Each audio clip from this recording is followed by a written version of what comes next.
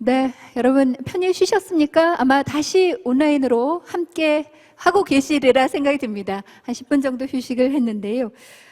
이제 여러분과 함께 정책 좌담을 진행을 할까 합니다. 그 휴식하시는 동안 나에게 지속 가능이라는 메시지 영상을 함께 시청을 하셨는데, 전국에 있는 지속가능 발전 협의회의 반가운 얼굴들을 잠시나마 만나봤습니다.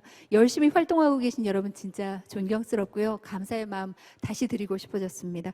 몸은 떨어져 있지만 우리 지금 모두 함께하고 있다는 생각이 듭니다. 이제 2020 대한민국 지속가능 발전대회 마지막 프로그램입니다. 특별 세션 정책 좌담을 진행을 하겠습니다. 정책 좌담은 지속가능한 도시를 만드는 그린 뉴딜, 지방정부의 활용 전략이라는 주제로 다양한 얘기 나눠보겠습니다. 정책 좌담의 사회는 이클레이 한국사무소 박연희 소장님께서 함께해 주시겠습니다. 마이크 넘겨드리겠습니다. 소장님 부탁드립니다. 예, 감사합니다. 여러분 안녕하세요. 반갑습니다. 오늘 2020 대한민국 지속가능발전대회 특별 세션 정책 좌담 사회를 맡은 이클레이 한국사무소의 박연희 소장입니다. 벌써 1년이 훌쩍 지나고 오늘 새롭게 대한민국 지속가능발전대회를 맞았습니다. 오늘 정책 좌담의 주제는 지속가능한 도시를 만드는 그린 뉴딜, 지방정부의 활용 전략입니다.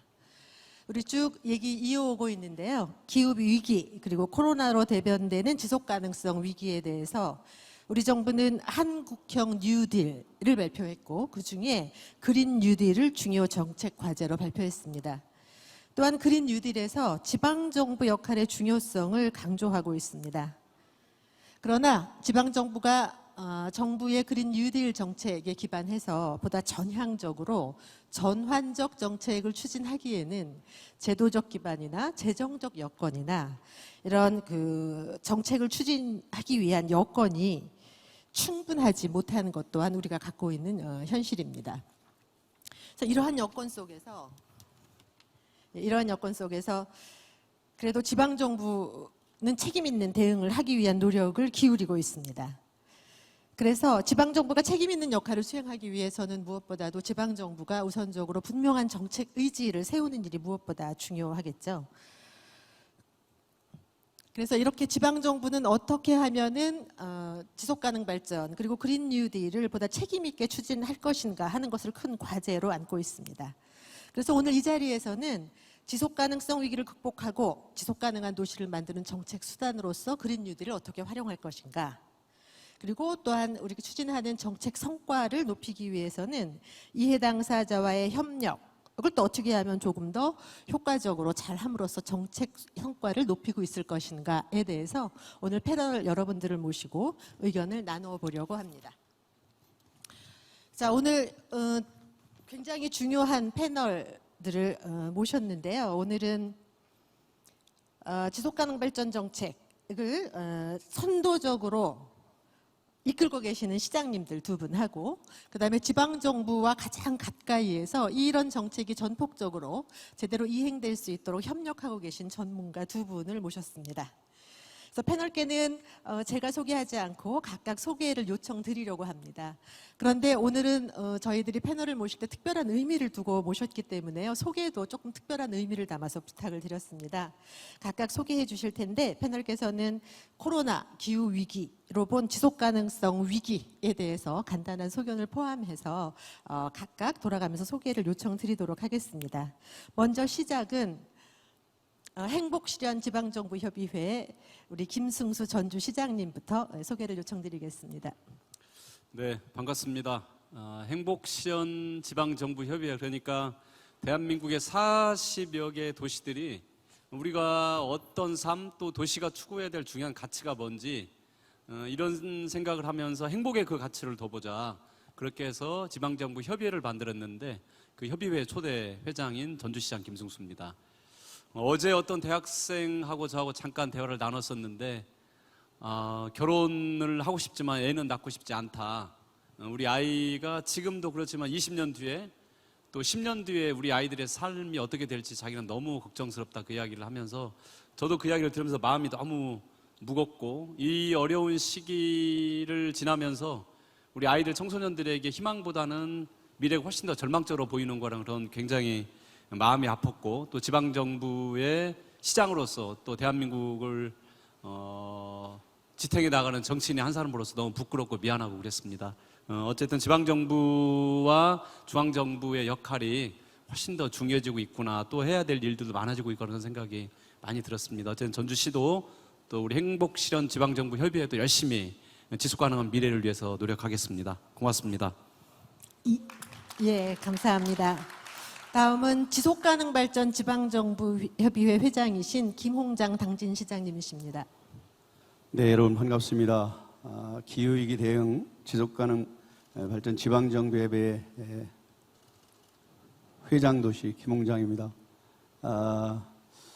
오늘 이렇게 의미 있는 행사에서 좌담회를 갖게 되는데요.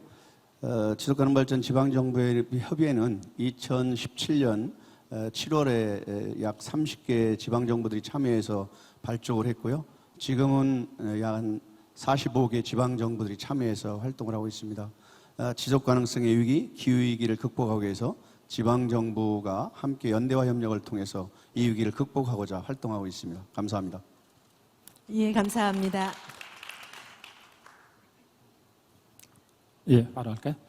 안녕하세요. 네, 저는 올해 처음으로 우리 한국 지속가능발전 학회가 창립이 되었습니다.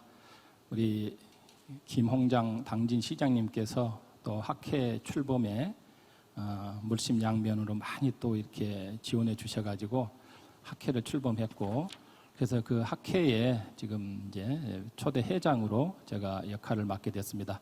저는 광주대학교 김병환입니다. 제가 인사말 자료로 이 두 가지 커트를 하나 좀 준비를 했습니다.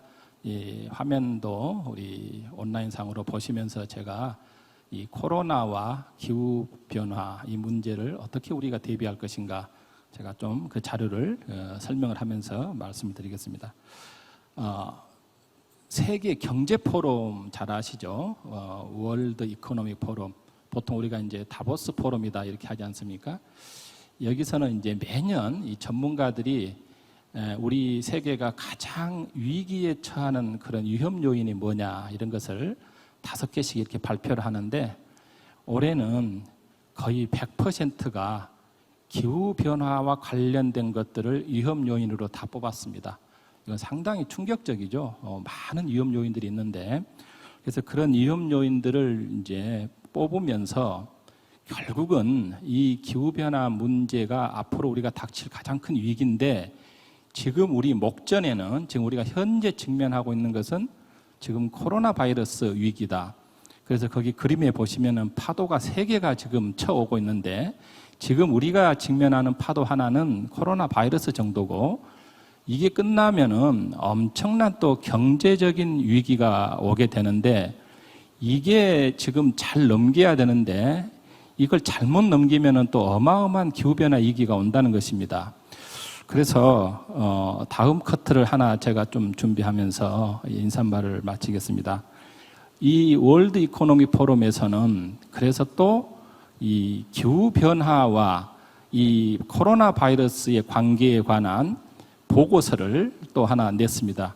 그 보고서 표지가 왼쪽에 있는데, 그 보고서를 제가 잠깐 읽어봤더니만은 핵심적인 게 4가지 중에서 제가 조금 강조해 놓은 것이 지속 가능성 후퇴라는 위기를 진단하고 그것을 어떻게 보면 경고하고 있습니다.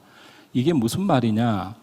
지금 코로나를 우리가 어떻게든지 잘 넘긴다 하더라도 코로나 이후에 경제를 회복시키는 과정에서 자칫하면은 생태적 사고, 생태적 기준을 망각하고 화석 에너지 경제의 의존이 더 심화될 수도 있고, 지금 우리가 또 일회용 그런 플라스틱이랄지 이런 게 그렇지 않아도 굉장히 심각해지고 있는데, 그래서 코로나 위기 극복과 기후변화의 대응은 어떻게 보면은 잘하면은 이게 하나의 그런 수레바퀴로 굴러갈 수 있는데, 잘못하면은 이게 오히려 기후변화를 더욱더 악화시키는, 그래서 이 코로나 위기와 기후변화 문제를 우리가 어떻게 해결하느냐, 이게 인류에게 지금 다가오는 가장 큰 위기다. 그런 맥락에서 바로 우리가 앞으로 이 글로벌 지금 여러 가지 위기 상황에 대해서 지금 그린 뉴딜이 또 앞으로 어떻게 이것을 우리가 잘 풀어가야 될지 그게 중요한 과제다 생각합니다. 네, 감사합니다. 감사합니다. 네, 안녕하세요. 반갑습니다. 경기연구원 고재경입니다. 저는 연구원에서 주로 지역의 기후변화, 에너지, 지속가능 발전 관련 정책을 연구를 하고 있고요. 지속가능 발전에 대해서는 뭐 전공 분야이니까 관심을 갖고 있었는데 제가 2004년, 5년 대통령 자문 지속가능 발전위원회에서 잠시 일을 하면서 이제 지방의제 20일과 좀 밀접한 인연을 가졌었고요. 경기도의 지속가능 발전 지표라든가 또는 SDG 지표 개발 연구를 수행을 했고 그다음에 이행을 위해서 좀 노력을 하고 있습니다. 앞에 이제 김병환 교수님이 코로나19 위기와 기후 위기, 지속가능 발전에 대해서 말씀을 해주셨는데 코로나의 역설이라고 하죠. 다들 느끼셨을 테지만 사회적 거리두기와 봉쇄 조치로 인해서 경제활동과 일상생활이 멈추면서 환경이 굉장히 깨끗해졌던 잠깐인 것 같습니다. 한 2월, 3월. 그리고 그 이후로는 사실은 또 경제활동이 증가하면서 환경이 예전의 모습을 찾아가고 있는데 이걸 보면서 사실은 인간이 지구 환경에 얼마나 영향을 미치고 있는가, 그리고 인간이 지구 환경을 얼마나 빨리 급속하게 대규모로 변화를 시키고 있는가를 실감을 할 수 있었을 것 같습니다. 그래서 지금을 뭐 이전의 지질 시대와 구분해서 인류세다. 그래서 대기 중에 이산화탄소 농도가 급격하게 증가를 했고 또 플라스틱이 모든 지층에 존재를 하고 있고 또 뭐 닭뼈가 600억 마리 볼 수 있다라고 이제 얘기를 할 정도로 인간이 지구 환경에 굉장히 많이 영향을 미치고 있는데 코로나19 위기가 사실은 기후 위기를 초래하는 원인 그리고 기후 위기에 의한 결과, 영향과 밀접하게 관련이 되어 있기 때문에 앞으로도 코로나19는 언제든지 발생할 그런 여지가 있고 기후 변화가 중요한 기폭제가 될 것이다라는 데는 전부 동의를 하고 있는 것 같습니다. 그런 측면에서 보면 지속가능 발전을 가장 위협하는 요인이 기후위기이고 이 기후위기에 대응을 우리가 잘 해야지만 우리가 지속가능 발전 목표를 달성할 수 있다는 점에서 이 모든 위기를 슬기롭게 극복하는 것이 중요하고 위기가 일어나지 않는 것이 가장 중요하지만 위기가 일단 발생했을 때는 위기가 가져다 준 새로운 기회를 우리가 충분히 활용해서 위기를 낭비하지 말자라는 이제 주장이 힘을 얻고 있습니다. 그런 측면에서 이 위기를 우리가 지속가능 발전을 위한 새로운 기회로 활용해야 되지 않을까 그런 말씀을 드립니다. 예, 고맙습니다. 원래 첫 질문은 간단하게 좀 소개를 해주십사 했는데 이분들께서 평소에 너무 하시고 싶었던 말씀이 많으셨던 것 같아요. 그래서 다음번 질문에 대해서는 최대한 핵심을 중심으로 시간을 특히 우리 전문가들께서는 좀 말씀을 해주시기를 요청드리겠습니다. 저희가 준비한 두 번째 질문은요, 지속가능 발전과 그린 뉴딜입니다. 지속가능 발전, 그다음에 그린 뉴딜, 이 굉장히 많이 사용되고 있지만 이것을 핵심적으로 무엇에 포인트를 두어서 이해를 해야 되는가? 그것은 뭐냐 하면 우리가 앞으로 무엇을 어떻게 해나가야 될지를 가늠하는 거기 때문에요. 제가 시작 질문은 두 분 전문가에게 드리겠는데 당초에 준비하신 것 중에서 가장 핵심적으로 지속가능 발전과 그린 뉴딜 이렇게 이해하자. 한 가지씩만 핵심적으로 딱 집어서 요청드리겠습니다. 먼저 우리 김병환 회장님 말씀해 주십시오. 예, 인사말 길었다고 바로 경고장이 날라와가지고 본론은 핵심적인 걸로 제가 이 슬라이드를 다 해서 6개를 준비했는데 좀 아깝네요. 예, 그 그림 혹시 같이 보시면은 지속가능 발전을 우리가 설명할 때 원을 3개 그려가지고 환경 분야, 사회 분야, 경제 분야 이게 이제 겹치는 영역을 지속가능 발전으로 되게 우리가 설명을 많이 합니다. 그런데 바로 또 그 옆에 그림에 보시다시피 지금 이야기하는 그린 뉴딜도 영어로 좀 써서 그렇습니다만은 결국은 클라이밋, 기후 문제, 그 다음에 잡, 경제 문제, 그리고 에퀴티, 사회 문제. 개념을 조금 압축해서 설명했을 뿐이지 그린 뉴딜과 지속가능 발전은 완전히 거의 겹친다. 이렇게 설명할 수 있겠죠. 단지 지속가능 발전 개념은 조금 더 규범적이고 포괄적이고 추상적인 굉장히 폭넓은 개념으로 우리가 좀 접근할 수 있다 그러면은 그린 뉴딜은 좀 더 현실적이고 좀 더 어떻게 보면은 구체적이고 우리에게 직접 와닿는 그런 과제를 바로 해결하는 게 아닌가 싶습니다. 1분 좀 더 써도 되죠? 30초만 더 드리겠습니다. 눈치가 보여가지고 일을 못했습니다. 그 다음 슬라이드 하나 잠깐 보시면은 그래서 제가 이 그린 뉴딜은 바로 이 녹색 가치를 경제적 가치와 사회적 가치로 전환하는 일이다. 이렇게 제가 표현하면서 화석 연료 문명으로부터의 탈출과 생태 문명으로의 전환. 이게 바로 그린 뉴딜의 핵심이다. 이렇게 이야기합니다. 한마디만 하고 마무리하겠습니다. 다음 슬라이드요. 지금 우리가 이제 바로 아까 코로나 바이러스 이야기했는데 결국은 이 그린 뉴딜은 지금 지방 정부에서 반드시 수립해야 될 지속가능 발전 목표, 즉 SDGs 2030이 밑그림으로 잘 그려질 때 그린 뉴딜도 거기에 얹혀서 훨씬 더 정책적으로 구체화될 수 있다. 이렇게 설명할 수 있겠습니다. 감사합니다. 예, 감사합니다. 압축적으로 설명해 주셨습니다. 고맙습니다.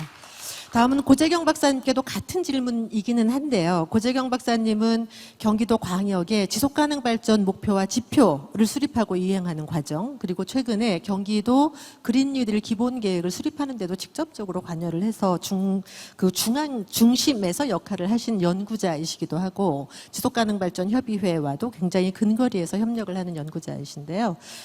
자, 그런 관점에서 지속가능 발전과 그린 뉴딜 이것만은 분명히 확인하고 가자. 어떤 메시지를 주시겠습니까? 앞에서 김병원 교수님이 개념적으로는 다 설명해 주셔서 제가 길게 말씀 안 드려도 될 것 같습니다. 그린 뉴딜, 녹색 경제 또는 녹색 성장 다 유사한 개념이긴 하지만 이제 최근에 다시 부각된 그린 뉴딜은 앞에서 말씀하셨듯이 이전에 비해서 조금 그 정의로운 전환, 사회적 형평성, 불평등 이런 문제를 좀 더 강조를 하고 또 기후 위기를 강조를 하는 것 같습니다. 그런 측면에서 보면 그 그린 뉴딜의 세 축과 지속가능 발전의 세 축이 거의 맞닿아 있고 지향하는 가치는 거의 동일하다 이렇게 볼 수가 있고요. 다만 이제 그린 뉴딜은 지속가능 발전 목표를 달성하기 위한 전략이라고 저희가 좀 이해를 하면 될 것 같습니다. 실행을 어떻게 할 것이냐의 측면에서 좀 그린 뉴딜이 좀 사람들한테 구체적으로 다가오기 때문에 저는 이걸 굳이 분리를 하지 말자. 그린 뉴딜이 지향하는 가치, 지속가능 발전 목표가 지향하는 가치를 우리가 합의를 한다라고 하면 이 두 개가 서로 시너지를 일으키는 영역에서 우리가 어떻게 실천할 것이냐. 그래서 너무 개념적인 어떤 위계가 어떻고 관계가 어떻고라기보다는 실제로 우리가 해결하고자 하는 우리 시대의 위기 또는 문제가 무엇인가에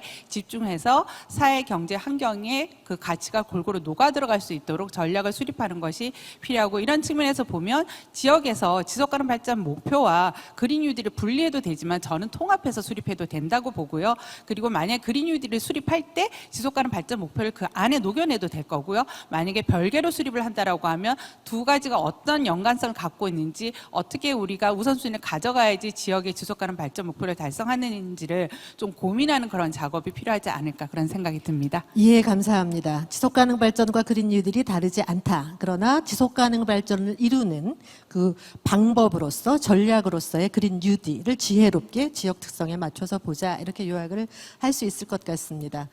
그럼 이제부터 지방 정부는 그린 뉴딜을 어떻게 하는가에 대한 것으로 좀 말씀을 드리려고 하는데요. 최근에 여러 곳의 지방 정부들이 그린 뉴딜 종합 계획이라는 걸 발표했습니다. 앞서 기조연설에서 화성시장님께서도 화성시가 얼마나 지속가능 발전의 원칙에 입각한 그린 뉴딜 정책을 수립했나 하는 사례를 이미 말씀해 주셨고요. 지금 앞에 저희가 패널로 모신 두 분의 시장님들은 지속가능 발전을 가장 앞에 줄에서 지방정부들이 어떻게 해야 되는지의 모범을 보여주신 분들이세요. 그런데 지금 그 와중에 그린 뉴딜도 어떻게 할까에 대해서 전략을 갖고 계신 시장님들이십니다.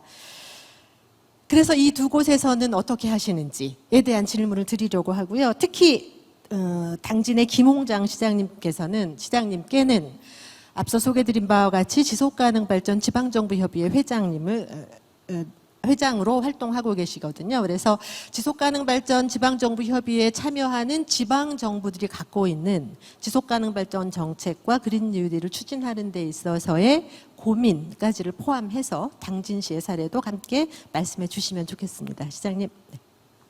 네. 앞서서 우리 두 분 전문가들께서 지속가능발전과 그린뉴딜에 대해서 포괄적으로 또 이렇게 방향 제시와 함께 말씀을 주셨는데요. 정말 전 세계가 코로나19 이후에 이 코로나를 통해서 많은 교훈과 위기를 맞으면서 이것을 어떻게 극복할 것인가 전 세계가 지금 고민하고 있고 또 우리 지방정부마다 같은 고민을 하고 있습니다. 기후위기를 대응하면서 경제성장과 또 일자리를 늘릴 수 있는 그런 그린 뉴딜 이런 것들은 우리 모두가 함께 잘 풀어가야 한다고 보여지는데요. 이것을 하기 위해서는 먼저 기획도 잘 해야 되겠고 준비를 해야 되는데 아무리 좋은 기획과 준비를 한다 해도 이게 실천이 과제입니다. 어떻게 지방정부들이 이런 중앙정부와 함께 기획을 해서 시민사회와 함께 실천할 것인가가 중요한데요. 얼만큼 연대와 협력을 통해서 이걸 풀어갈 것인가가 참 중요하다고 생각됩니다. 저희 시에서는 지난 6월에 그 부서가 먼저 이 그린 뉴딜과 관련해서 기본 기획을 수립하고 23개 부서 53개 과제를 발굴해서 현재 그 사업 초안을 마련했습니다. 물론 현재 디지털 그린 휴먼 뉴딜 이런 부분에 있어서 지방정부가 계획하고 실천하는 데는 한계가 분명히 있습니다. 하지만 저희 시는 이런 것들을 좀 극복하기 위해서 기본 기획을 먼저 저희 시에서 추진하고 있는 이 그린 뉴딜의 목표는 2050년까지 탈석탄입니다. 저희 시는 현재 대한민국 최대 규모의 석탄화력 발전소가 약 10기가 있는데요.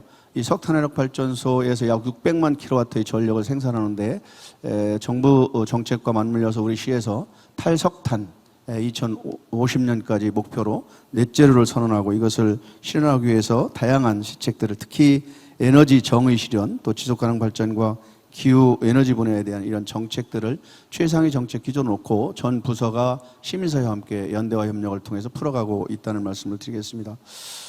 지방정부 협의회장으로서 다양한 우리 활동들을 지금 같이 함께 하고 있는데요.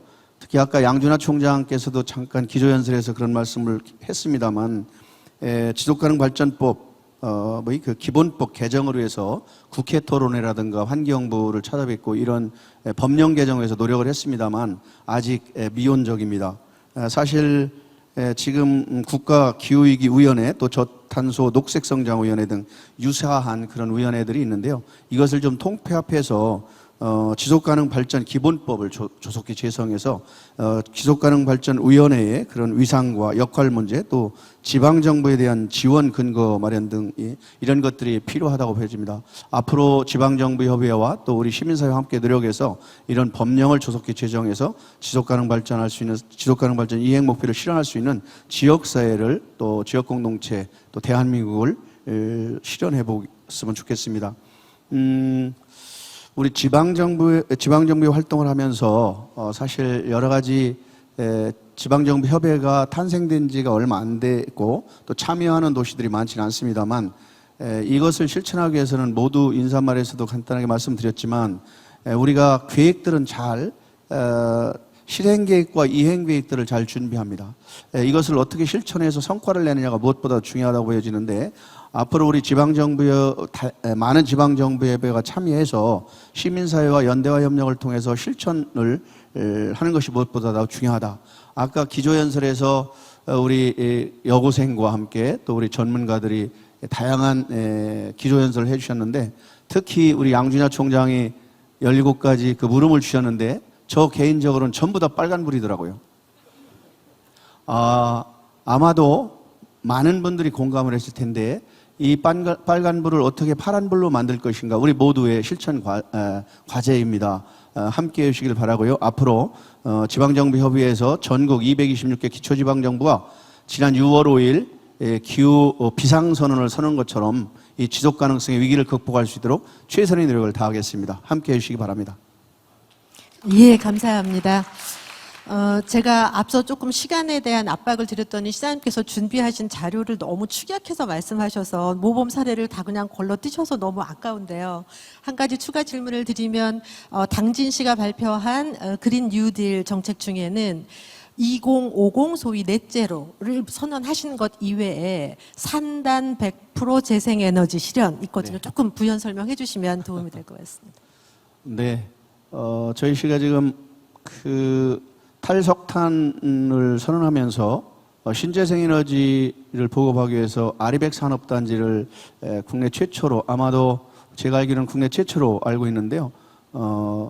리뉴어블 에너지라고 해서 100% 재생에너지를 활용하는 산업단지입니다. 저희 시에 지금 현재 태양광과 풍력을 비롯해서 약 한 1.3기가와트의 재생에너지 생산 목표를 지금 추진하고 있는데요. 여기에서 생산되는 에너지를 가지고 산업을, 생산을 일으키는 건데, 국내 기업뿐만 아니라 글로벌 기업들을 유치해서 당진의 새로운 융복합형 에너지 산업단지를 지금 계획 추진 중에 있습니다. 예, 감사합니다. 이 산업단지는 2023년까지 약 14만 평에 약 600억 규모의 투자를 통해서 지금 계획 중에 있습니다. 예, 감사합니다. 왜 특별히 시장님께 요청드렸냐 하면 온실가스 감축하기 위한 기후행동을 적극적으로 하려고 해도 지방정부가 가진 책임의 범위가 제한적이어서 기후행동을 더 적극적으로 하는데 제한이 있다. 이런 게 공통된 시장님들의 목소리였습니다. 그런데 이번에 당진에서는 그린 뉴딜 말씀하시면서 산단에 100% 재생에너지를 실현하겠다라고 하는 목표를 잡으신 것은 굉장히 시사하는 바가 좀 크다고 생각합니다. 그래서 당진시에서 그것을 어떻게 진행해 나가시는가 하는 것이 우리가 지방정부에서 얼마나 공격적이고 성공적으로 시책을 추진할 수 있는가에 대한 또 다른 시금석이 될 수 있을 것 같습니다. 기대가 큽니다, 시장님. 다음은 전주시장님께 여쭤보려고 하는데요. 너무 시간의 압박을 받진 마시고 시책은 준비하신 거 설명을 해주셔도 좋겠습니다. 전주시는 제가 알기로는 생태도시 종합계획이라고 하는 것을 이번 임기 이전부터 이미 수립하셨고, 그런 마스터 플랜 위에서 지속가능한 도시를 만들기 위한 노력을 꾸준히 지속해온 곳이 바로 전주시인 것으로 많이 널리 알려져 있습니다. 그런 시책을 추진하는 와중에 이제 지금 그린 뉴딜이 나왔습니다. 시장님께서는 어떻게 조화롭게 보다 효율적으로 정책을 추진할 보관을 가지고 계십니까? 시간은 어느 정도 됩니까? 말씀하십시오. 아마 뭐 지금 지속 가능 SDG 목표, 그리고 또 그린 뉴딜 뭐 이런 과정이 오기까지 아마 벌써 10년 전, 20년 전부터 많은 분들이 애를 써 주셨습니다. 아마 오늘 이 영상을 보고 계시는 전에 의제를 했던 활동가분들, 이제는 지속기업으로 활동을 하고 계시는데요. 양준호 사무총장님, 그리고 또 이클레이 박연희 소장님을 비롯한 시대를 앞서가고 저희를 끌어가 주신 모든 분들께, 활동가 여러분들께 우선 깊이 감사의 말씀을 드립니다. 전주시가 이제 제일 고민했던 것은 2013년도에 유엔 행복보고에서 보면 2013년도에 대한민국이 41위를 했었는데, 올해 2020년 유엔 행복보고에서 보면 우리 행복 순위가 61위로 계속 지금 굉장히 빠르게 급락을 하고 있습니다. 아마 대한민국에 있는 모든 도시들도 전보다 더 행복해졌을까 이거 물어보면 행복해졌다 이런 도시들이 많지는 않을 것 같고, 우리 전주시도 역시 비슷했던 것 같습니다. 그래서 저희가 요즘에 이제 행복 관련된 여러 가지 조사들을 하고 있는데, 근데 전주는 어떻게 하면 행복할 수 있을까 이런 고민들을 하게 됐고, 결국 전주를 행복하게 하는 것은 세계화 속에서 전주가 행복하기는 쉽지 않을 거다. 세계화라는 큰 구조 안에서 전주가 흔들릴 텐데, 전주가 산업적으로 흔들리고 또 문화적으로 흔들리고 그러면 결국은 시민들의 삶이 흔들릴 텐데, 이걸 세계화 속에 빠지지 말고 우리가 할 수 있는 건 뭘까? 그게 바로 지역화다. 지역화는 어떻게 하면 우리가 지역화를 갈 수 있을까? 저희 세 가지 핵심 가치를 저희가 생각하게 됐습니다. 지역화에서 가장 중요한 세 가지 요소는 전주의 사람들, 그리고 전주의 생물의 다양성, 생태, 그리고 전주의 문화. 문화는 눈에 보이는 것과 보이지 않는 예술을 포함한 이 사람, 생태, 문화, 이 세 가지 핵심 가치를 가지고 가는 게 전주 시민들을 행복하게 하고 우리가 세계화로부터 자유로운 도시가 되는 것이다, 이렇게 판단을 했고, 그러면서 이제 생태, 생물의 다양성을 가져가기 위한 또 기후변화 대응하기 위한 가장 중요한 일이 뭘까 해서 생태도시 기본 계획을 저희가 종합계획을 세우게 됐고, 법정계획, 최상의 법정계획은 아니지만 우리 시정의 중심이 되는 생태도시 기본 계획이라는 걸 저희가 만들게 됐습니다. 그런데 이제 이행을 하다 보니까 이게 힘든 거예요, 사실은. 시민들이 우리가 가야 될 당위의 길과 실제 우리가 아까 방금 전에 당진 시장님께서 말씀하신 것처럼 실천을 하고 행동해야 되는 정책 수단으로서 가져가는 길은 너무나 힘든 길이라는 상당히 어려움에 저희가 부딪히기도 했고, 시민들에게 일방적으로 저희가 강요하거나 해봅시다 이렇게 계몽하거나 또 홍보하거나 이게 되는 게 쉽지 않구나, 그건 굉장히 어려운 길이라는 걸 전주시는 아주 깨닫게 됐고요. 그러면서 이제 저희가 행복의 경제학, 그러니까 2015년도부터 로컬 퓨처스 호지 여사와 함께 이 지역화와 관련된 일들입니다. 그래서 이제 이 지역의 선순환 경제 지역화를 어떻게 지속 가능하게 만들까, 그러면서 저희가 올해 6년차 지금 회의를 하고 있고, 이게 이제 조금씩 이제 시민들에게 알려지기도 하고, 특히 올해는 저희가 온라인으로 할 수밖에 없었는데 이번 저희 회의한 결과들이 온라인에서 꽤 이제 조회수가 올라가면서 시민들의 관심을 좀 가져주시는구나, 이제 그런 단계로 넘어가고 있고, 이제 그린 뉴딜 방금 전에 말씀드린 대로 시의 정책들이 지속 가능하려면 도시라는 게 결국은 하나의 생태계이기 때문에 저 혼자 존재하는 게 없고 도시 전체가 움직여 가야 되는데, 도시 전체가 움직인다는 결국은 문화와 일자리와 또 실제 이 기후변화 이런 대응할 수 있는 여러 가지 가치들을 가지고 있어야 되는데, 그 중에 하나가 제가 실천 전략으로 중요하게 뽑은 게 바로 정원 도시였습니다. 1000만 그루 정원 도시인데, 전주는 이제 공간 전략으로는 크게 3가지가 있는데, 첫 번째는 더 이상 우리 도시 팽창하지 말자. 그렇게 해서 외곽 팽창은 지금 멈추겠다고 선언을 해서 각종 개발 사업을, 팽창되는 개발 사업을 포기하는 중에 있고, 전주도 역시 1800개가 넘는 축구장 면적의 공원이 해제가 됩니다. 이 공원들을 개발하지 말고 가급적이면 다 사들여서 이걸 보존하고, 그리고 또 이제 도시는 팽창하지 않고 공원들은 다 저희가 보존하고 나머지 공간들은 1000만 그루 정원 도시로 채워서 우리 아이들이 물려주자. 이렇게 하면서 이제 정원 스타트업도 시작을 하고 정원 일자리도 만들어내고 정원 산업도 만들어내면서 이 정원 1000만 그루 정원 도시라는 이 정책 툴을 가지고 저희가 시민들의 삶, 또 행복, 회복력, 또 일자리 이런 것들을 만들어내려고 현재 그렇게 준비를 하고 있습니다. 예, 감사합니다. 두 분 저희가 시장님 모셨는데 그린 뉴딜을 어떻게 추진할 것인가에 대해서 조금 컬러가 다르다는 것을 모두 느끼셨을 것 같습니다. 그러니까 지방정부의 정책이라는 게 지역의 특성을 반영하기 때문에 당연히 그래야 되는 것이고요. 그다음에 그것이 바로 지방정부에서 갖고 있는 고민이고 그걸 어떻게 반영하는가를 이제 엿볼 수 있는 방증인 것 같습니다. 이제 본격적인 질문입니다. 그래서 이제 지방정부의 그린 뉴딜을 어떻게, 이 그린 뉴딜을 통해서 어떻게 도시의 지속 가능성을 높일 수 있을 것인가, 전략의 제안을 주시는 순서입니다. 이번 순서는 공히 말씀하실 수 있는 시간의 기회를 4분씩 드리려고 합니다. 그래서 앞서서 조금 줄이셨다고 하면 시간을 충분히 쓰셔서 지방정부는 그린 뉴딜을 이렇게 활용할 때 지역의 지속 가능성을 높일 수 있다. 이런 제안을 요청드리겠습니다. 발표는 전주시장님부터 요청드릴까요? 예. 이번 대통령께서도 말씀하셨지만 이번 그린 뉴딜의 핵심은 바로 지역입니다. 지역 뉴딜 중심으로 가야 되고, 이제 국가의 시대가 끝나고 도시의 시대가 왔는데 도시들이 자기 정체성을 가지고 어떻게 가지고 갈 거냐, 이게 저희로서는 지금까지 고민이었고 앞으로도 그게 큰 고민이 될 것 같습니다. 그런데 제가 하나 이제 뭐 꼭 생각하는 것은 전주라는 도시는 완주라는 도시가 이렇게 둘러싸고 있거든요. 그래서 초연결, 전에는 세계적으로 국가적으로 산업이 초연결을 해서 그렇게 해서 세계화가 되면서 그걸 연결이라고 생각을 했었는데, 이제 산업화의 고리를 좀 끊어내면서 초연결은 바로 지속 가능성의 초연결을 가지고 해야 되는데, 이게 결국 전주도 역시 미세먼지가 심각한데 전주 혼자만의 노력으로는 뭐 거의 불가능하고요.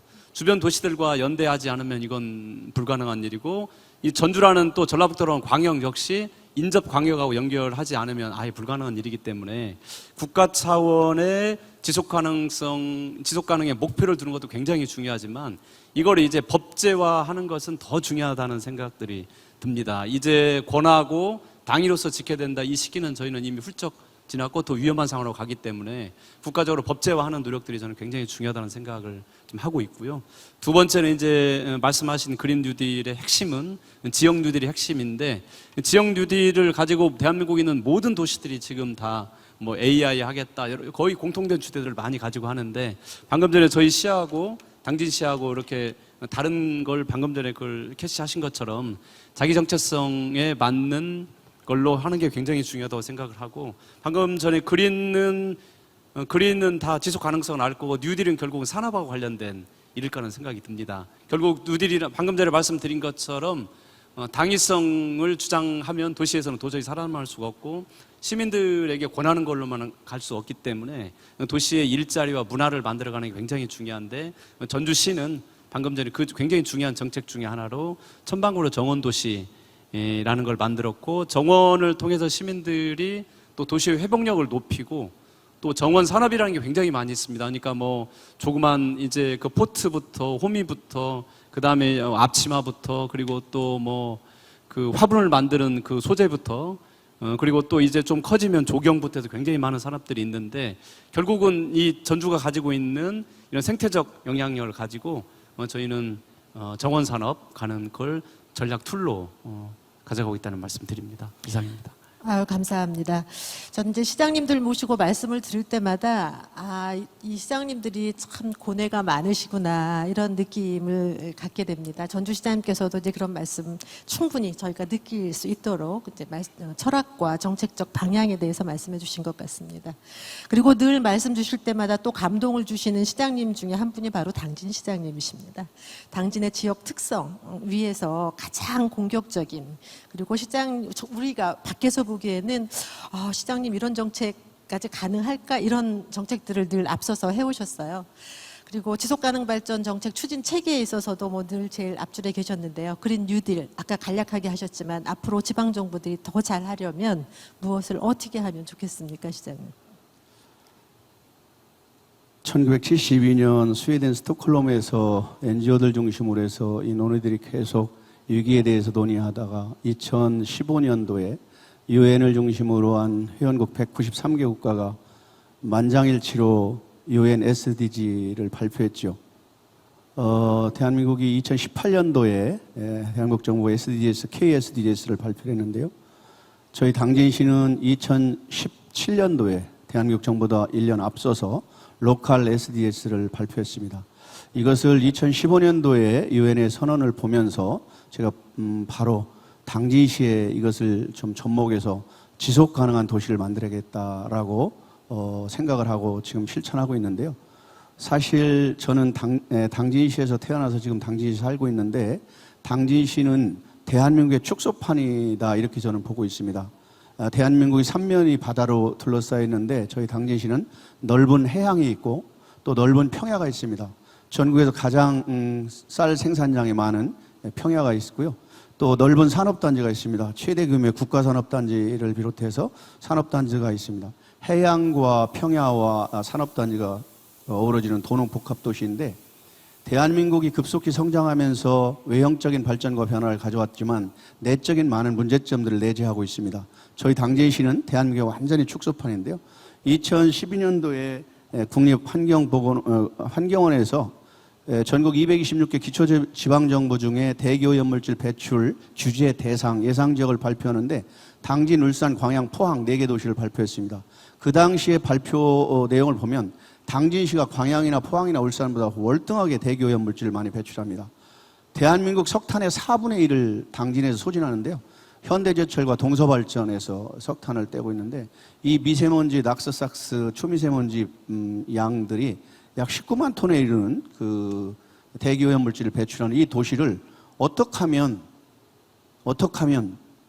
사람이 살 수 있는 곳을 만들 것인가. 이대로 변화와 발전을 간다면 결국 사람은 떠나고 공장만 있는 지대로 전락할 아주 위기의식을 가지고 2015년부터 17년까지 이 지속가능발전 이행목표 SDGs 17가지 지표를 가지고 전 부서가 이것을 풀어가기 위한 노력들을 전문가와 함께, 시민사회와 함께 약 1년 반 동안 준비를 해서 2017년 말에 로컬 SDS를 발표했습니다. 이것을 발표하고 실행 단계, 이행 계획을 실천하는데 가장 여러 가지 문제점들을 안고 있지만 그 중에 아까 우리 그 전서희 학생이 수도여고등학교 학생이 또 얘기했습니다만 시민들이 이거에 대한 인식 부족이 너무 컸습니다. 전혀 공직자들 제가 사무관이 한 60명이 되는데 연초에 매년 이 공직자 전 직원을 인터뷰를 다 합니다. 그 부서의 지속가능 발전 목표를 어떻게 선정하고 이것을 어떻게 실천할지 두 가지씩 과제를 찾아서 인터뷰 때 발표하도록 하는데요. 국장이 4분이고 사무관이 시원 7명인데 사실은 이거에 대한 첫 해는 이해를 하는 분이 한 분도 안 계셨습니다. 지금은 많이 바뀌어서 이제는 서로 협력을 통해서 이걸 실천하고 있는데요. 이것이 결코 쉽진 않은데요.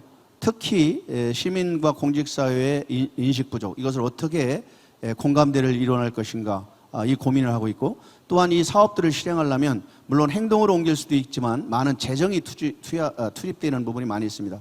근데 재정이 투입되는 분야들에 대해서 고민을 하다가 지금 민간 사업자를 같이 공동으로 노력도 하고 또 하나는 이번에 그린 뉴딜 정부의 계획과 연동해서 대단히 그런 국책 사업을 공모 사업을 통해서 이것을 풀어가는 일들을 하고 있는데 저희 시가 아까 아리백 산업단지 같은 경우도 에너지 융복합 혁신밸류를 약 10년 동안 10조 3천억을 들여서 민간과 정부, 지방정부 함께 풀어가는 이런 프로젝트들을 만들어가고 있습니다.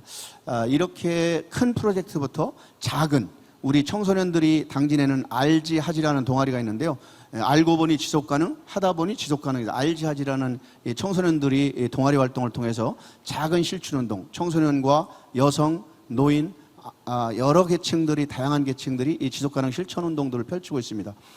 이런 실천운동을 통해서 이제는 우리 당진을 뛰어넘어서 인근의 환황해권 저희 충청도의 충남의 당진, 서산, 태안, 보령, 서천, 홍성 4개 시군이 서해안 이 실천운동들을 하고 있고 또 천안, 아산, 당진 이 6개 도시는 해안에 대한 문제를 풀어가려고 공동 노력하고 있고 당진, 아산, 천안은 공장에서 나오는 대기오염물질을 풀어가려고 노력하고 있고 그 다음에 충남의 6개 도시와 경기도의 화성, 평택, 시흥 이런 6개 도시와 또 현대화 협력을 통해서 이 문제를 풀어가려고 지금 추진하고 있고 저희 시가 울산, 광양, 포항과 함께 철강도시에서 나오는 이 대기오염물질을 줄이는 운동들을 하고 있고 이런 다양한 노력들을 지금 하고 있습니다.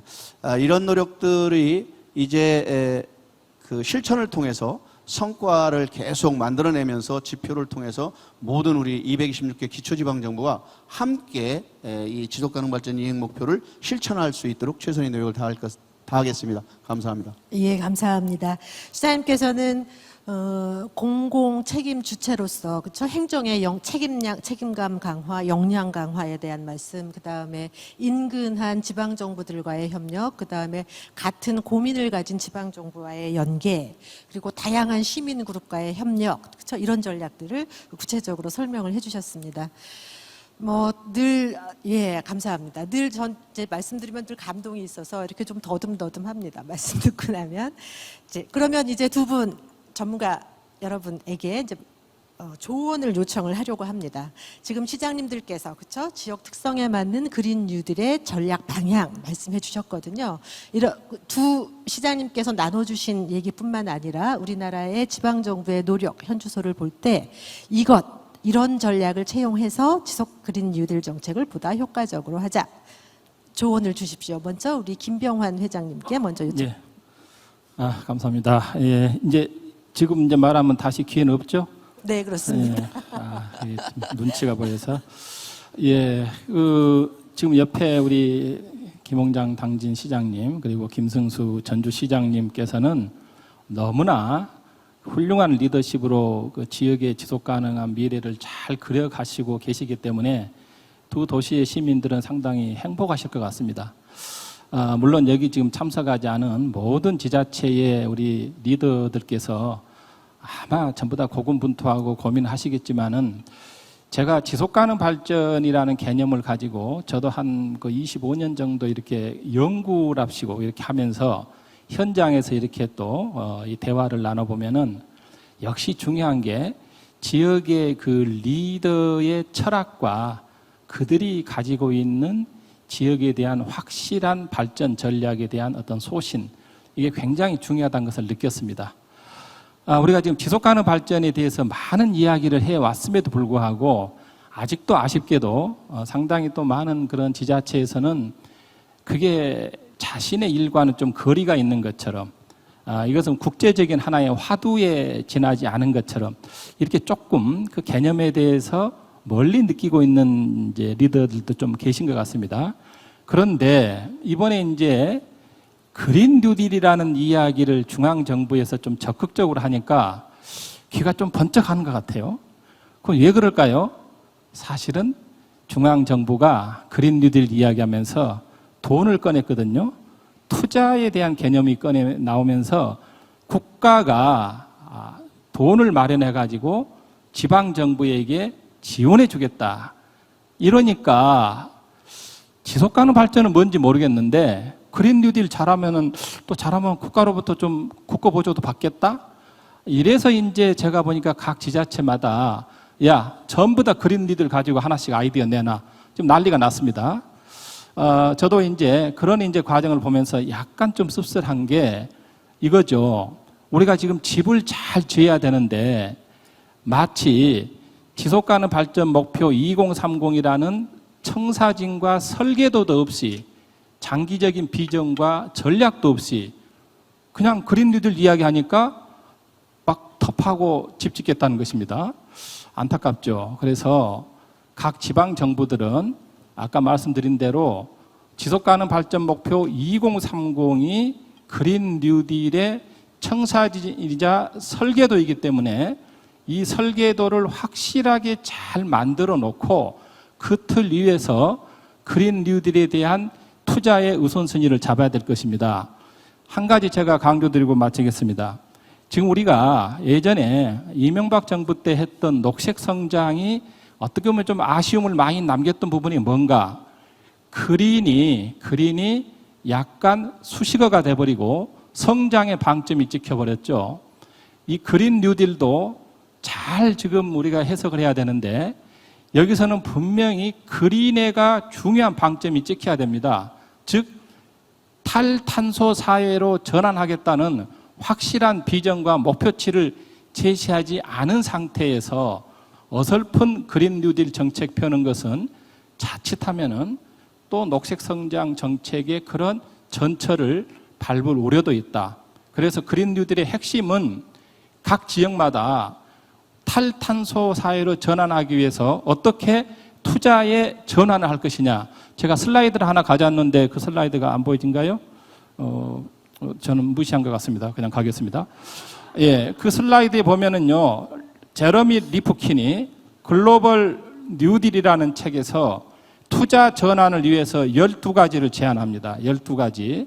이 12가지 투자 전환의 전략들을 지자체들이 어떻게 해서 모든 부서가 가질 것이냐. 투자 전환이라는 것은 확실히 맞아 그러면은 기존의 좌초 자산이다 그럽니다. 화석 에너지 중심의 좌초 자산으로부터 과감하게 탈피해 가지고 새로운 우리가 청정 에너지의 새로운 투자, 녹색 투자다 그러죠. 녹색 투자 시스템으로 완전히 바뀌어야만이 그린 뉴딜은 성공할 수 있을 것입니다. 예, 끝날 때쯤에 그림이 나와 있는데 그냥 그림은 참고하시기 바랍니다. 감사합니다. 예, 감사합니다. 회장님, 진행자가 불친절하다 이렇게 생각하시는 건 아니시죠? 양해를 부탁드리겠습니다. 자, 우리 고재경 박사님, 네, 말씀 네. 주십시오. 전주시, 당진시의 이제 사례를 보면 정말 앞에서 말씀하셨듯이 우리가 그린 뉴딜 또는 지속가능 발전을 위해서 지방 정부가 무엇을 해야 되고 또 어떻게 하면 이것을 잘 추진할 수 있을지를 굉장히 모범적으로 보여주시는 것 같아요. 그래서 앞에서 말씀하셨던 그 키워드를 보면 이제 도시 정체성에 대한 고민, 그다음에 그 지속 가능성에 대한 고민, 이런 것들이 기본적으로 전제되어 있고, 특히 당진시는 굉장히 우리가 뭐 기후 위기 이런 얘기를 하지만 그 위기가 지역의 실체로 다가오고 있고, 그 위기를 극복하기 위해서 우리가 미래 10년, 20년 계획을 어떻게 세워 나가야 되는지를 깊게 고민한 거거든요. 그러니까 저는 그린 뉴딜도 사실은 그런 밑바탕이 없으면 단기적인 사업 또는 유행처럼 한번 지나고 말 것이다, 그런 생각이 듭니다. 우리가 녹색 성장 경험도 있고요. 그래서 단기적으로는 어찌됐건 간에 저희가 경제 위기를 맞이하고 있기 때문에 일자리 창출 효과도 크면서 환경에 해가 되지 않는 분야에 집중적으로 투자를 하고, 이게 결국은 쓸데없는 인프라에 대한 투자가 아니라 우리가 어차피 미래의 인프라에 대한 투자를 해야 되면 지금 대규모 재정 투자가 있을 때 그 투자를 이 방면으로 돌리는 것이 가장 바람직하다라는 생각이 듭니다. 그런 측면에서 보면 지금 그린 뉴딜을 포함해서 뉴딜 사업들이 굉장히 많은데, 이 다른 뉴딜 사업들이 그린 뉴딜과 상충되지는 않는지, 지속가능 발전 목표와 상충되지 않는지를 우리가 점검을 해야 되는데, 이런 체계가 사실 행정에도 없고 시민사회에서도 없습니다. 그래서 그런 체계를 저는 갖춰가야 된다고 생각을 들고요. 그 다음에 그린 뉴딜이 지금 단기이지만 유럽이나 미국이나 다른 해외 사례들을 보면 2050 탄소 중립을 기본 가치로 하고 있고, 아까 당진 시장님 뭐 다들 말씀하셨지만 이게 큰 그림을 갖고 가는 거거든요. 그래서 이 2050년에 대한 어떤 미래에 대한 비전은 사실은 우리가 지금 현재 수준에서 조금 더 발전하는 것이 아니라 시스템을 획기적으로 바꿔야 되기 때문에 뉴 딜이라고는 새로운 어떤 사회적인 계약, 협약 이런 것들에 대한 시민들의 공감 형성이 가장 중요하기 때문에 저는 이 부분에 대해서는 그 지역에서도 2030 지속가능 발전 목표를 기반으로 해서 조금 그림을 그려가는 그런 작업을 해야 된다는 생각이 들고요. 코로나19 위기를 맞이해서 사람들이 건강에 대한 관심이 굉장히 커졌습니다. 그러니까 이게 지속 가능성에서도 굉장히 중요한 요소고, 그런데 이 건강이 우리 인간의 건강뿐만이 아니라 동물 그리고 생태계, 인간의 건강이 모두 하나다. 그러니까 이 건강 문제를 단순하게 인간의 건강 문제를 해결하는 측면에서 보는 것이 아니라 보다 근본적으로 우리가 생태계 보존을 하고 자연자산을 잘 보존을 해야지만 인간이 건강을 지킬 수 있고, 또 동물이 행복해야지만 또 인간도 행복할 수 있다는 거거든요. 그래서 그런 측면에서 봤을 때 이게 문제를 하나씩 접근하는 것이 아니라 굉장히 통합적으로 접근해야 되는 걸 저는 시사하는 것 같습니다. 그런 측면에서 보면 지속가능 발전 목표 17개가 다 이제 연결이 되어 있다고 하잖아요. 그린 뉴딜도 마찬가지입니다. 우리가 뭐 녹색 분야에 투자를 하는 것 자체가 목적이 아니라 녹색 분야에 투자를 해서 일자리를 바꾸고 사람들의 어떤 삶을 바꾸겠다라는 어떤 복합적인 목표가 들어가 있는 거기 때문에, 그런 측면에서 보자면 저는 거버넌스가 가장 중요하지 않냐, 거버넌스를 어떻게 혁신할 것이냐라는 것들을 좀 고민해야 된다라는 생각이 들고요. 마지막으로 지속 가능성을 가장 위협하는 요인은 뭐 기후 위기라고 저는 생각을 하고 다들 공감하시겠지만, 기후 위기 대응의 핵심은 에너지 전환이고, 또 그린 뉴딜의 핵심도 어떻게 보면 그 에너지 전환입니다. 그리고 에너지 전환에서 가장 강조되는 것이 이제는 중앙 집중형 에너지 시스템이 아니라 깨끗하고 안전한 어떤 분산형 에너지, 재생 에너지가 지역에서 확산이 되어야 된다라는 거고, 에너지를 절약하고 수요 관리라는 것도 지역에서 이루어진다라는 거거든요. 그런 측면에서 보면 시민들이 이런 에너지 시스템에 굉장히 직접적으로 밀접하게 연관이 되어 있고, 지방정부 역할이 그만큼 중요하다라는 걸 의미하기 때문에 이 부분에서 효율, 혁신, 산업, 시장, 일자리, 없어지는 일자리에 대한 교육, 이런 것들이 다 한꺼번에 고민이 되어야 된다라는 그런 생각이 들고요. 마지막이라고 했는데 하나만 더 말씀을 드리면, 저희가 그 올해 4월에 코로나19 위기, 기후 위기 해결을 위한 뭐 마지막 기회 또는 새로운 기회, 이런 제가 이슈 페이퍼를 쓰면서 전문가 100여명한테 설문조사를 했습니다. 그래서 코로나19 위기가 기후 위기 대응을 위해서 가져다 준 가장 큰 교훈이 무엇인가, 이게 국가에도 물어봤고 지역에도 물어봤는데, 국가하고 지역의 우선순위가 조금 다른데, 지역에서는 지역 단위의 일자리, 산업, 먹거리 이런 것들, 로컬 시스템이 굉장히 중요하다라는 인식을 했습니다. 그러니까 왜냐하면 이 글로벌 공급망이 취약하면서 나타난 위기들을 우리가 보고 있거든요. 그런 측면에서 보면 지방 정부가 로컬 단위에서 어떻게 자족적인 기능들을 강화할 것이냐, 그것들이 사람들의 삶에 어떻게 그 행복을 가져다 줄 것인가, 우리가 GDP 중심의 어떤 그 성장 전략이 더 이상 지속 가능하지 않다라는 것들을 시민들한테 설득을 시키고 거기에 동참하도록 만드는 그런 것들이 굉장히 중요하지 않나, 그런 생각을 합니다. 예, 감사합니다. 그린 뉴딜의 방향성에서부터 구체적으로 지역에서의 적용, 그다음에 지역성에 대한 문제까지를 요약해 주셨습니다. 쭉 말씀 주신 내용들은 전부 지방 정부의 관점에서 어떻게 잘할 것인가, 어떻게 지속 가능한 도시를 만드는데 그린 뉴딜을 활용할 수 있을 것인가에 대한 관점으로 말씀해 주셨는데요. 이러한 지방 정부의 노력이 그렇죠? 지방 정부들 간의 협력뿐 아니라 중앙 정부와의 협력도 대단히 중요합니다. 지금 오늘 이 정책 특별좌담을 처음부터 쭉 환경부에서 우리 정은혜 과장님께서 참관을 하셨는데요. 지금 이 대목에서는 중앙정부와 지방정부의 협력 관계에 대해서 우리 정은혜 과장님 계시니까 잠깐 좀 말씀을 청해서 들으면 좋겠는데요. 과장님. 네. 네, 여기서 말씀드리면 되나요? 네. 이렇게 시간을 주셔서 정말 감사합니다. 저는 환경부 녹색전환과장인 정은혜입니다. 제가 지속가능 발전하고 그린 뉴딜 중에서 녹색 산업, 스마트 그린 도시 사업들을 주로 담당을 하고 있는데요. 오늘 이제 특히 이 좌담 굉장히 기대하고 저희 장관님도 이 좌담을 꼭 이 주제로 꼭 했으면 좋겠다고 많이 말씀해 주셨었는데 제가 들으면서도 많이 정리가 된 것 같습니다. 그린 뉴딜이 단기적인 경기 회복뿐만 아니고 장기적인, 중장기적인 미래 발전 전략이기 때문에 지속 가능 발전하고 때려 뗄 수 없는 관계라고 이제 말씀도 하셨었지만 저는 이제 오늘의 주제를 보면서 위기의 지구, 대한민국의 희망이다. 지속 가능한 삶으로의 회복. 그러니까 그린 뉴딜이라고 하는 거를 다른 말로 하면 지속 가능한 삶으로의 회복이지 않을까 하는 생각이 들었어요. 그래서 그린 뉴딜 그 지속 가능 발전 아주 밀접하게 연계되면서도 오늘 전주시장님 또 저 당진시장님 말씀하신 것처럼 지역에서 그런 그린 뉴딜 기본 계획을 만드시고 그 실천하고 계실 때 어떻게 하면 좀 더 지속 가능 발전의 베이스 기반 아래 좀 더 연계할 수 있는지를 중앙정부 차원에서 조금 더 고민을 해야 되겠다는 생각을 했습니다. 여기 화성시장님 계시지만 화성시에서 그린 뉴딜 기본 계획 발표를 하셨을 때 제가 굉장히 눈여겨봤던 것 중에 하나가 맨 끝에 그 KSDG하고 어떻게 그 그린 뉴딜 기본 계획 전략들이 연계되는지를 보여주시는 그런 내용들이 들어있었던 게 굉장히 인상적이었거든요. 그것들이 아까 뭐 고재경 박사님 말씀하신 것처럼 하나의 예가 될 수 있을 것 같습니다. 그린 뉴딜 그 로컬 SDG를 따로따로 만들기보다 함께 만들면서 그것들이 결과적으로 경제사회 환경적인 지속 가능성을 지향할 수 있도록 탈탄소 사회를 지향할 수 있도록 그렇게 만들어주는 게 필요하겠다라는 생각을 했고요. 또 그런 차원에서 저희 환경부에서도 지방정부 그린 뉴딜 전략대화 같은 것들을 또 통해서 그 많은 시장님들 또 지역의 의견들을 계속 수렴하고 같이 이거 그린 뉴딜을 발전시켜 나가려고 이렇게 생각하고 있는 측면이 있습니다.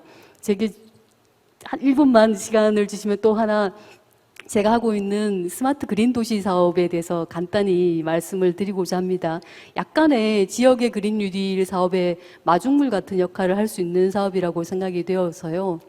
이게 도시의 어떤 기후 대응력을 높이기 위한 그런 다양한 사업들, 뭐 대기, 기후, 또 환경교육, 자원순환 이런 사업들을 지역 베이스로 연계해서 이렇게 그 사업을 할 수 있고 그 사업을 어떤 공모를 통해서 저희가 25개 지역을 올해 말까지 이걸 선정을 해서 그걸 바탕으로 해서 이 좋은 베스트 프랙티스를 모아서 스마트 그린 도시 기본 계획을 또 내년에 만들려고 하고 있는 그런 내용이 있습니다. 많은 이 온라인으로 보고 계시는 분들도 많이 참여해 주시면 감사하다는 말씀 드리고요. 제가 지속가능 발전 업무를 좀 오래 했는데요. 2012년에 리우 플러스 20라고 하는 회의를 한국 대표로 이제 오거나이즈해서 많은 시장님들 또 활동가분들을 모시고 리우에 갔었습니다. 제가 그린 뉴딜 하면서 조금 인상적이었던 것은 그때 모시고 갔던 한 그 구청장 분께서 이제 굉장히 그린 뉴딜에 너무나 적극적인 국회의원으로 이제 다시 국회에 들어오셔서 그 업무를 하시는 걸 보고 아 이게 정말 폴리티컬 리더십이라고 하는 게 얼마나 중요한 것인가. 한 분 한 분 특히 여기 계신 시장님 세 분 계시지만 그분들의 그 아이디어와 이런 능력 또 열정이 얼마나 중요한가를 다시 한번 느꼈고요. 또 그거와 함께 그걸 실제로 이행하기 위해서 필요한 아까 뭐 김병환 교수님께서 뭐 녹색성장이 약간 부족한 점 이런 거 말씀 주셨지만 시민사회, 가버넌스 없이는 지속 가능하지가 않거든요. 그런 측면에서 정말 이런 지금 지속 가능 발전 대회와 같은 가버넌스를 계속 증진시키고 발전시켜 나갈 수 있는 이런 대회의 중요성도 다시 한번 느꼈습니다. 감사합니다. 네. 예, 고맙습니다. 말씀 중에는 앞서 쭉 패널 여러분께서 주신 메시지와 방향성이 크게 다르지 않은 것 같습니다. 그래서 오늘 이 좌담을 계기로 중앙정부와의 지방정부 협력이 보다 좀 더 근본적으로 강화될 수 있으면 좋겠다, 이런 말씀을 드리고자 합니다. 자, 이제 더 이상 패널 여러분께 질문을 하지 않고 그동안에 주신 말씀을 지금 진행팀에서 요약해서 정리를 해뒀네요.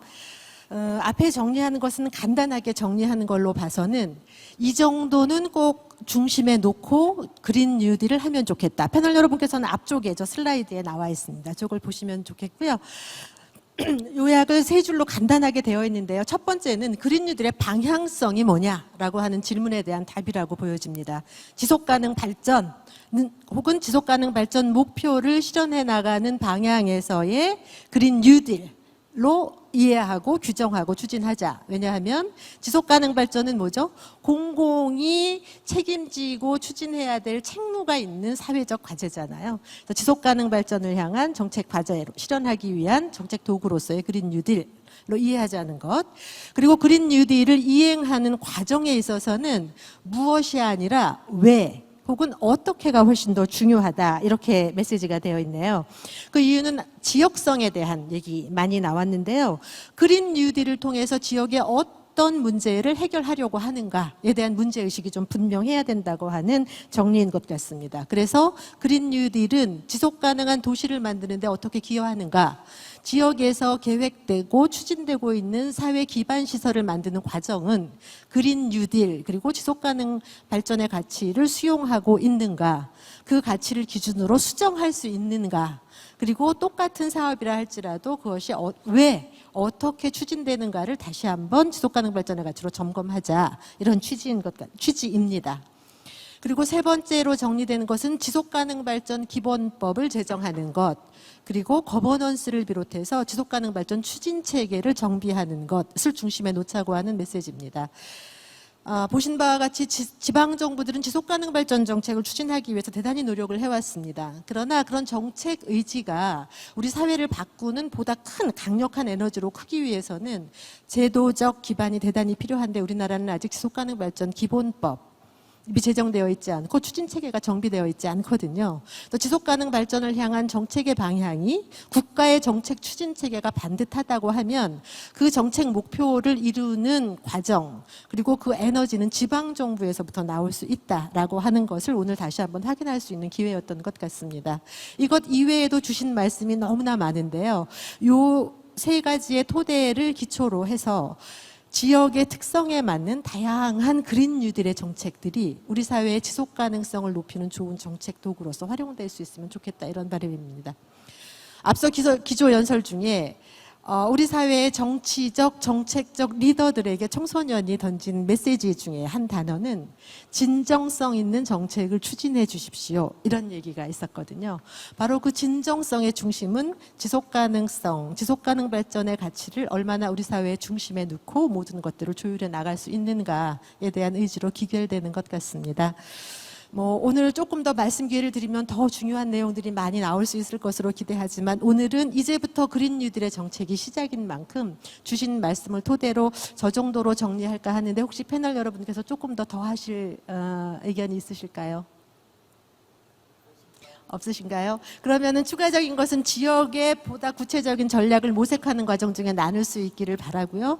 오늘 귀한 시간 내주셔서 와주신 두 분 시장님, 그 다음에 김병환 회장님, 고재경 박사님 고맙습니다. 그리고 오늘 끝까지 자리 함께 이 자리에서 해주신 여러분, 그리고 전국에서 유튜브를 통해서 오늘 정책 좌담을 지켜봐 주신 여러분 고맙습니다. 오늘 함께한 여러분들이 지속가능 발전 운동의 중심이고, 그리고 그린 뉴딜을 잘 활용함으로써 우리 사회의 지속 가능성을 높이는 출발선을 만들어 주시는 여러분들입니다. 오늘 우리 다 같이 힘 모아 출발하고 내일 그리고 내년에는 조금 더 우리 사회의 지속 가능성이 높아진 현실을 같이 누리면서 축하할 수 있으면 좋겠습니다. 여러분 함께해 주셔서 고맙습니다. 이것으로 오늘 세션을 모두 마치겠습니다. 감사합니다.